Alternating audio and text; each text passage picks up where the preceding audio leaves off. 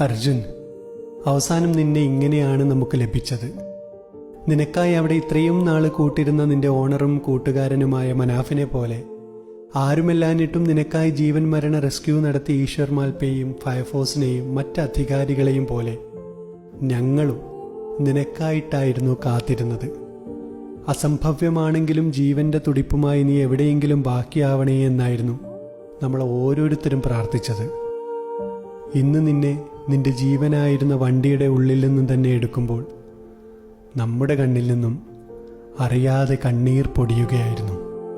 അതിനൊരു കാരണം, ഒരിക്കലും കണ്ടില്ലെങ്കിലും നീണ്ട 71 ദിവസമായി നീ നമ്മുടെ സഹോദരനായിരുന്നു, കൂട്ടുകാരനായിരുന്നു, ആരൊക്കെയോ ആയിരുന്നു.